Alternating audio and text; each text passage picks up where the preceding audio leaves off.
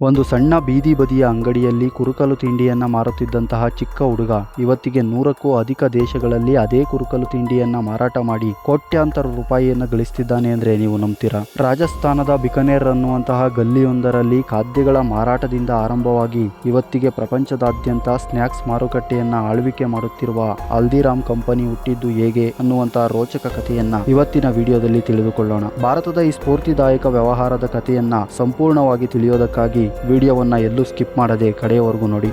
ಅದು 1908 ರಾಜಸ್ಥಾನದ ಬಿಕನೇರ್ ಅನ್ನುವಂತಹ ಸಣ್ಣ ಏರಿಯಾದಲ್ಲಿ ಮಾರ್ವಾಡಿ ಕುಟುಂಬವೊಂದರಲ್ಲಿ ಹುಟ್ಟಂತಹ ಗಂಗಾ ಬಿಷನ್ ಅಗರ್ವಾಲ್ ಮುಂದೆ ಕೋಟ್ಯಾಧಿಪತಿ ಆಗಬಹುದು ಅನ್ನುವಂಥ ಕಲ್ಪನೆ ಅಲ್ಲಿ ಯಾರಿಗೂ ಇರಲಿಲ್ಲ. ಅವರನ್ನ ಎಲ್ಲರೂ ಪ್ರೀತಿಯಿಂದ ಹಲ್ದಿರಾಮ್ ಅಂತ ಕರೀತಾ ಇದ್ರು. ಅವರ ತಾತ ಭುಜಿಯಾ ಮಿಕ್ಸ್ಚರ್ ಅನ್ನ ಮಾರಾಟ ಮಾಡುವ ಮೂಲಕ ಕುಟುಂಬವನ್ನ ನಡೆಸ್ತಾ ಇದ್ರು. ಹಲ್ದಿರಾಮ್ 11ನೇ ವಯಸ್ಸಿನಲ್ಲೇ ಆ ಮಿಕ್ಸ್ಚರ್ ತಯಾರಿಕೆಯಲ್ಲಿ ಆಸಕ್ತಿಯನ್ನ ತೋರಿಸ್ತಾರೆ. ಹಲ್ದಿರಾಮ್ ಅವರ ಅತ್ತೆ ಮಿಕ್ಸ್ಚರ್ ತಯಾರಿಸುತ್ತಿದ್ದದನ್ನ ಗಮನಿಸಿ ಪ್ರತಿದಿನ ಗಂಟೆಗಟ್ಟಲೆ ಶ್ರಮವಹಿಸಿ ಹಲ್ದಿರಾಮ್ ಅವರು ಸಹ ಮಿಕ್ಸ್ಚರ್ ಮಾಡೋದನ್ನ ಕಲಿತಾರೆ. ಹೀಗಾಗಿ ತಾತನ ಜೊತೆಗೆ ಅವರು ಸಹ ಬಹುಕಾಲ ಅಂಗಡಿಯಲ್ಲೇ ಇರ್ತಿದ್ರು. ಆದರೆ ತನ್ನ ತಾತನ ರೀತಿ ಸ್ವಲ್ಪ ಹಣಕ್ಕೆ ತೃಪ್ತಿಪಟ್ಟುಕೊಳ್ಳುವಂತಹ ಮನಸ್ಥಿತಿ ಅವರಿಗಿರಲಿಲ್ಲ. ಅವರಿಗೆ ತಮ್ಮ ವ್ಯವಹಾರವನ್ನ ದೊಡ್ಡದಾಗಿ ಬೆಳೆಸುವಂತಹ ಆಸಕ್ತಿ ಇತ್ತು. ಆ ಸಂದರ್ಭದಲ್ಲಿ ಬಹುತೇಕರು ಇದೇ ಮಿಕ್ಸ್ಚರ್ ತಯಾರಿಕೆಯ ವ್ಯವಹಾರವನ್ನೇ ಮಾಡ್ತಾ ಇದ್ರು. ಇದರಿಂದಾಗಿ ಕಾಂಪಿಟೇಷನ್ ಹೆಚ್ಚಾಗಿತ್ತು. ಹೀಗಾಗಿ ಗ್ರಾಹಕರನ್ನ ಹೆಚ್ಚು ಸೆಳೆಯೋದಕ್ಕಾಗಿ ತಮ್ಮ ಮಿಕ್ಸ್ಚರ್ಗಳಿಗೆ ರಾಜಸ್ಥಾನಿಗಳಿಗೆ ಹೆಚ್ಚು ಇಷ್ಟವಾಗ್ತಿದ್ದಂತಹ ಮೋತ್ ದಾಲ್ ಅಂದ್ರೆ ಮಡಿಕೆ ಕಾಳುಗಳನ್ನ ಮಿಕ್ಸ್ಚರ್ಗೆ ಆಡ್ ಮಾಡ್ತಾರೆ. ಹಾಗೆ ಎಲ್ಲರೂ ಮಾಡುತ್ತಿದ್ದಂತಹ ಮಿಕ್ಸ್ಚರ್ಗಳು ದಪ್ಪವಾಗಿ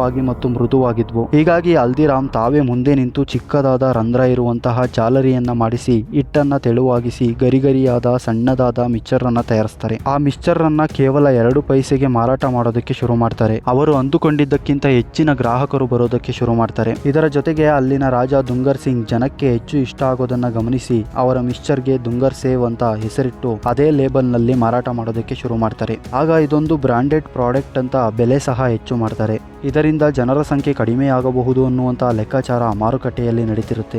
ಆದರೆ ಜನ ಬೆಲೆಯ ಬಗ್ಗೆ ತಲೆಕೆಡಿಸಿಕೊಳ್ಳದೆ ಹೆಚ್ಚಿನ ಸಂಖ್ಯೆಯಲ್ಲಿ ಖರೀದಿ ಮಾಡೋದಕ್ಕೆ ಮುಂದಾಗ್ತಾರೆ. ಈ ಮೂಲಕ ಹೊಸ ಬ್ರ್ಯಾಂಡ್ ಅನ್ನ ಸೃಷ್ಟಿ ಮಾಡಿ ಎಲ್ಲರೂ ಬೆರಗಾಗುವಂತೆ ಮಾಡಿದ್ದು ಹಲ್ದಿರಾಮ್ ಅವರ ಚಾಣಾಕ್ಷತನಕ್ಕೆ ಒಂದು ಸಾಕ್ಷಿಯಾಗಿತ್ತು. ಮುಂದೆ ತಾತನ ನಂತರ ಹಲ್ದಿರಾಮ್ ಅವರ ಇಬ್ಬರು ಸಹೋದರರ ಜೊತೆಗೆ ದೊಡ್ಡ ಅಂಗಡಿಯನ್ನ ಸ್ಥಾಪಿಸಿ ವ್ಯವಹಾರವನ್ನ ಮುನ್ನಡೆಸ್ತಾರೆ. 36ನೇ ವಯಸ್ಸಿಗೆ ಮದುವೆ ಸಹ ಆಗ್ತಾರೆ. 3 ಗಂಡು ಮಕ್ಕಳು ಜನಿಸ್ತಾರೆ. ಹೀಗಾಗಿ ಬಡತನದ ಜೀವನ ಮುಗಿಯಿತು, ಶ್ರೀಮಂತಿಕೆ ಆರಂಭವಾಯಿತು ಅನ್ನುವಷ್ಟರಲ್ಲೇ ಅವರ ಜೀವನಕ್ಕೆ ಒಂದು ತಿರುವು ಎದುರಾಗುತ್ತೆ. 1944ರಲ್ಲಿ ಅವರ ಕುಟುಂಬದಲ್ಲಿ ಉಂಟಾದಂತಹ ಕುಟುಂಬದ ಆಂತರಿಕ ಕಲಹದಿಂದಾಗಿ ಹಲ್ದಿರಾಮ್ ಅವರಿಗೆ ಒಂದೇ ಒಂದು ಪೈಸವನ್ನು ಸಹ ಕೊಡದೆ ಅವರನ್ನ ಹೊರಗಾಕ್ತಾರೆ. ವಿಧಿ ಇಲ್ಲದೆ ಹಲ್ದಿರಾಮ್ ಕೆಲಸ ಹುಡ್ಕೋದಕ್ಕೆ ಆರಂಭಿಸ್ತಾರೆ. ಒಂದಿನ ಮಾರ್ಕೆಟ್ ನಲ್ಲಿ ಅವರ ಹಳೆಯ ಸ್ನೇಹಿತ ಸಿಗ್ತಾರೆ. ಬಹಳ ಹಿಂದೆ ಹಲ್ದಿರಾಮ್ ಅವರಿಗೆ 200 ರೂಪಾಯಿಗಳ ಸಹಾಯವನ್ನ ಮಾಡಿರ್ತಾರೆ. ಗೆಳೆಯನ ಸ್ಥಿತಿಯನ್ನ ಕೇಳಿ ಅದೇ ದಿನ 100 ರೂಪಾಯಿ ಹಣವನ್ನ ಅವರು ವಾಪಸ್ ಕೊಡ್ತಾರೆ. ಆ 100 ರೂಪಾಯಿಯನ್ನ ಬಳಸಿ ಒಂದು ಸಣ್ಣ ಮನೆಯನ್ನ ಬಾಡಿಗೆ ತೆಗೆದುಕೊಂಡು ಹೊಸ ವ್ಯವಹಾರವನ್ನ ಆರಂಭಿಸುವುದಕ್ಕೆ ನಿರ್ಧರಿಸ್ತಾರೆ. ಅವರ ಹೆಂಡತಿ ಚಂಪಾದೇವಿ ಮೂಂಗ್ ದಾಲ್ ಅನ್ನ ಬಳಸಿ ಹಲವು ಪ್ರಾಡಕ್ಟ್ ಗಳನ್ನ ತಯಾರಿಸ್ತಾ ಇದ್ರು. ಹೀಗಾಗಿ ಉಳಿದಿದ್ದ ಹಣದಲ್ಲಿ ಮೂಂಗ್ ದಾಲ್ ಖಾದ್ಯಗಳನ್ನ ತಯಾರಿಸಿ ಮಾರುಕಟ್ಟೆಯ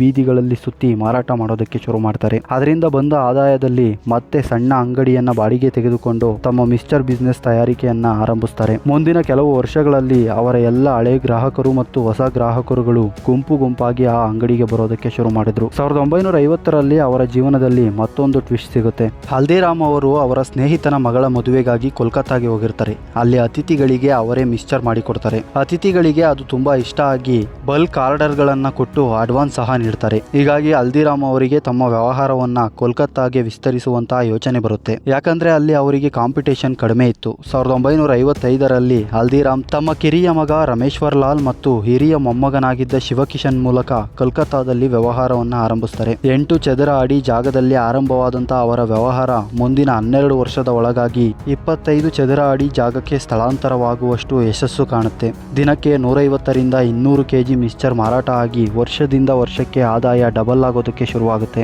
ಹೀಗಾಗಿ ರಾಜಸ್ಥಾನದ ಬ್ರಾಂಚ್ಗಿಂತ ಕೋಲ್ಕತ್ತಾ ಬ್ರಾಂಚ್ ನಲ್ಲಿ ಹೆಚ್ಚಿನ ಆದಾಯ ಬರುತ್ತೆ. 1968ರ ಹೊತ್ತಿಗೆ ಹಿರಿಯ ಮಗ ಮೂಲ್ಚಂದ್ಗೆ ರಾಜಸ್ಥಾನದ ಬಿಕನೇರ್ ಬ್ರಾಂಚ್ ಮತ್ತು ಕಿರಿಯ ಮಗ ರಮೇಶ್ವರ್ ಲಾಲ್ಗೆ ಕೋಲ್ಕತ್ತಾ ಬ್ರಾಂಚ್ ವಹಿಸುತ್ತಾರೆ. ಎರಡನೇ ಮಗ ಸತಿದಾಸ್ ತಮ್ಮದೇ ಆದಂತಹ ವ್ಯವಹಾರದ ಮೂಲಕ ಕುಟುಂಬದಿಂದ ಬೇರ್ಪಡುತ್ತಾರೆ. ಹೀಗಾಗಿ ಜವಾಬ್ದಾರಿಗಳ ಮಿಠಾಯಿಗಳನ್ನು ಹಂಚಿ ಹಲ್ದಿರಾಮ್ ಕೇವಲ ಮಾರ್ಗದರ್ಶನ ನೀಡುತ್ತಾ ವ್ಯವಹಾರದಿಂದ ನಿವೃತ್ತಿಯಲ್ಲಿ ಇರುತ್ತಾರೆ. ಆದರೆ ಕಲ್ಕತ್ತಾದಲ್ಲಿ ಕೆಲಸ ಮಾಡುತ್ತಿದ್ದಂತಹ ಹಲ್ದಿರಾಮ್ ಅವರ ಮೊಮ್ಮಗ ಶಿವಕಿಶನ್ 1968ರಲ್ಲಿ ನಾಗ್ಪುರದಲ್ಲಿ ಶಾಖೆಯೊಂದನ್ನು ತೆರೆಯುತ್ತಾರೆ. ಅಲ್ಲಿನ ಜನಕ್ಕೆ ಸಿಹಿ ತಿನಿಸುಗಳು ಹೆಚ್ಚು ಇಷ್ಟ ಅನ್ನೋದನ್ನ ಅರ್ಥ ಮಾಡಿಕೊಂಡು ಮಿಕ್ಸ್ಚರ್ನ ಜೊತೆಗೆ ಸಿಹಿ ತಿನಿಸುಗಳನ್ನು ಸಹ ಮಾರಾಟ ಮಾಡೋದಕ್ಕೆ ಶುರು ಮಾಡ್ತಾರೆ. ಈ ರೀತಿಯಾಗಿ ಹಲ್ದಿರಾಮ್ ನಿಧಾನವಾಗಿ ಭಾರತದ ಸಿಹಿ ತಿನಿಸುಗಳ ಬ್ರಾಂಡ್ ಆಗೋದಕ್ಕೆ ಶುರುವಾಗುತ್ತೆ. ಒಂದು ದಿನ ರೆಸ್ಟೋರೆಂಟ್ ಒಂದರಲ್ಲಿ ಕೇವಲ ದೋಸೆ ಮತ್ತು ಲಸ್ಸಿಗಾಗಿ ಜನಸಾಗರವೇ ತುಂಬಿರೋದನ್ನ ನೋಡಿ ಶಿವಕಿಶನ್ ಕೂಡ ರೆಸ್ಟೋರೆಂಟ್ ಅನ್ನ ಆರಂಭಿಸ್ತಾರೆ. ಆಹಾರ ಪದಾರ್ಥಗಳ ಜೊತೆಗೆ ಸ್ನ್ಯಾಕ್ಸ್ ಮತ್ತು ಸಿಹಿ ತಿನಿಸುಗಳನ್ನ ಸಹ ಮಾರುತ್ತಿದ್ದರಿಂದ ಕೆಲವೇ ವರ್ಷಗಳಲ್ಲಿ ಇವರ ರೆಸ್ಟೋರೆಂಟ್ ನ ಅನೇಕ ಬ್ರಾಂಚ್ಗಳು ನಾಗ್ಪುರದಲ್ಲಿ ತಲೆ ಎತ್ತುತ್ತವೆ. 1975ರ ಹೊತ್ತಿಗೆ ರಮೇಶ್ವರ ಲಾಲ್ ಕೂಡ ಕುಟುಂಬದಿಂದ ಹೊರಬರೋದಕ್ಕೆ ನಿರ್ಧರಿಸಿದ್ರು. ಹೀಗಾಗಿ ಪಶ್ಚಿಮ ಬಂಗಾಳದ ಸಂಪೂರ್ಣ ಬಿಸ್ನೆಸ್ ಅನ್ನ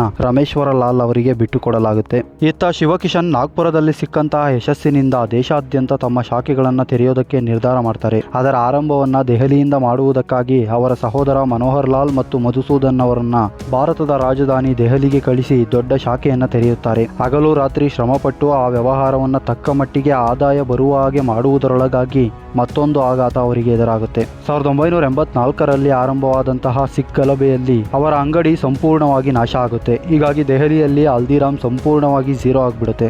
ಆದರೂ ಸೋಲದೆ 300 ಚದುರ ಅಡಿಗಳ ಜಾಗವನ್ನು ಖರೀದಿ ಮಾಡಿ ವ್ಯವಹಾರವನ್ನ ಮತ್ತೆ ಸ್ಥಾಪಿಸುತ್ತಾರೆ. ಈಗಾಗಲೇ ಸ್ವಲ್ಪ ಹೆಸರು ಗಳಿಸಿದ್ದರಿಂದ ಈ ಬಾರಿಯ ವ್ಯವಹಾರ ಅಷ್ಟೊಂದೇನು ಕಷ್ಟ ಆಗಲಿಲ್ಲ. ನಿಧಾನವಾಗಿ ಕೆಲವೇ ವರ್ಷಗಳಲ್ಲಿ ದೊಡ್ಡ ದೊಡ್ಡ ಔಟ್ಲೆಟ್ಗಳನ್ನು ತೆರೆಯುವಷ್ಟರ ಮಟ್ಟಿಗೆ ಹಲ್ದಿರಾಮ್ ಪ್ರಖ್ಯಾತಿಯನ್ನ ಗಳಿಸಿತ್ತು. ಆದರೂ ಹಲ್ದಿರಾಮ್ ಕೇವಲ ಒಂದು ದೇಶೀಯ ಬ್ರ್ಯಾಂಡ್ ಆಗಿ ಉಳಿದಿತ್ತು. ಅದನ್ನ ವಿಶ್ವಮಟ್ಟಕ್ಕೆ ಕೊಂಡೊಯ್ಯೋದಕ್ಕೆ ಶಿವಕಿಶನ್ ಅವಕಾಶಕ್ಕಾಗಿ ಕಾಯ್ತಾ ಇದ್ರು. ಭಾರತದಲ್ಲಿ ಆರ್ಥಿಕ ಉದಾರೀಕರಣ ಆರಂಭವಾದಾಗ ವಿದೇಶಿ ಕಂಪನಿಗಳಾದಂತಹ ನೆಸ್ಲೆ, ಕೊಕೋ ಕೋಲಾ ಮುಂತಾದ ಕಂಪನಿಗಳು ರೆಡಿ ಟು ಈಟ್ ಅನ್ನುವಂತಹ ಫುಡ್ ಪ್ರಾಡಕ್ಟ್ ಗಳನ್ನ ಪ್ಯಾಕೆಟ್ ಗಳಲ್ಲಿ ಮಾರಾಟ ಮಾಡೋದಕ್ಕೆ ಶುರು ಮಾಡ್ತಾರೆ. ಇದರಿಂದ ಇನ್ಸ್ಪೈರ್ ಆದಂತಹ ಶಿವಕಿಶನ್ ನೈಟ್ರೋಜನ್ ತುಂಬಿದಂತಹ ಪ್ಯಾಕೆಟ್ಟುಗಳಿಂದ ಹಲ್ದಿರಾಮ್ ಪ್ರಾಡಕ್ಟುಗಳನ್ನ ಮಾರಾಟ ಮಾಡುವುದಕ್ಕೆ ಮುಂದಾಗ್ತಾರೆ. ತರಾವರಿ ಕುರುಕಲು ತಿಂಡಿಗಳು, ಸಿಹಿ ತಿನಿಸುಗಳು ಮತ್ತು ಆಹಾರ ಪದಾರ್ಥಗಳನ್ನ ಪ್ಯಾಕೆಟ್ಗಳ ಮೂಲಕ ಹಳ್ಳಿಗಳಿಗೂ ತಲುಪಿಸುತ್ತಾರೆ. ₹5 ಪ್ಯಾಕೆಟ್ಟುಗಳಿಂದ ₹200 ಪ್ಯಾಕೆಟ್ಟಿನವರೆಗೂ ಪ್ರಾಡಕ್ಟ್ಗಳು ಸಿಗೋದಕ್ಕೆ ಆರಂಭ ಆಗುತ್ತೆ. ಇದರಿಂದಾಗಿ ದೊಡ್ಡ ಆದಾಯವನ್ನು ಗಳಿಸಿ 100ಕ್ಕೂ ಅಧಿಕ ದೇಶಗಳ ಸ್ನ್ಯಾಕ್ಸ್ ಮಾರುಕಟ್ಟೆಯಲ್ಲಿ ಹಲ್ದಿರಾಮ್ ಅನ್ನುವಂತಹ ಭಾರತದ ಕಂಪನಿ ಸದ್ದು ಮಾಡುತ್ತೆ. ಕೇವಲ 2 ಪೈಸೆಯಿಂದ ಆರಂಭವಾದಂತಹ ಹಲ್ದಿರಾಮ್ ಪ್ರಸ್ತುತ 9,000 ಕೋಟಿಗಿಂತಲೂ ಅಧಿಕ ಟರ್ನ್ ಓವರ್ ಅನ್ನ ಹೊಂದಿದೆ. ಸ್ನೇಹಿತರೆ, ವಿದೇಶಿ ಕಂಪನಿಗಳಾದ ಲೇಸ್ ಮತ್ತು ಕುರ್ಕುರೆಗಳ ನಡುವೆ ನಮ್ಮ ಭಾರತದ ಕಂಪನಿ ಈ ಮಟ್ಟಿಗೆ ಹೆಸರು ಗಳಿಸುವುದಕ್ಕೆ ಕಾರಣ ಹಲ್ದಿರಾಮ್ ಅವರ ಧೈರ್ಯ, ಆವಿಷ್ಕಾರ ಮತ್ತು ಬದಲಾವಣೆಗಳು ಹಾಗೂ ಶಿವಕಿಶನ್ ಅವರ ಪರಿಶ್ರಮ. ಇದು ಭಾರತದಲ್ಲಿ ಹೊಸ ಬಿಸ್ನೆಸ್ ಆರಂಭಿಸುವವರಿಗೆ ಒಂದು ಸ್ಫೂರ್ತಿದಾಯಕ ಪಾಠವಾಗಿದೆ. ಸಾಕಷ್ಟು ಉತ್ಪನ್ನಗಳನ್ನು ಹೊಂದಿರುವಂತಹ ಹಲ್ದಿರಾಮ್ನಲ್ಲಿ ನಿಮ್ಮ ಫೇವರೆಟ್ ಪ್ರಾಡಕ್ಟ್ ಯಾವುದು? ಕಮೆಂಟ್ ಮಾಡಿ. ವಿಡಿಯೋ ಇಷ್ಟವಾಗಿದ್ದರೆ ಒಂದು ಲೈಕ್ ನೀಡಿ. ಇಂತಹ ಮತ್ತಷ್ಟು ಸ್ಫೂರ್ತಿದಾಯಕ ಕಥೆಗಳಿಗಾಗಿ ನಮ್ಮ ಚಾನಲ್ಗೆ ಸಬ್ಸ್ಕ್ರೈಬ್ ಆಗಿ. ಮುಂದಿನ ವಿಡಿಯೋದಲ್ಲಿ ಭೇಟಿಯಾಗೋಣ.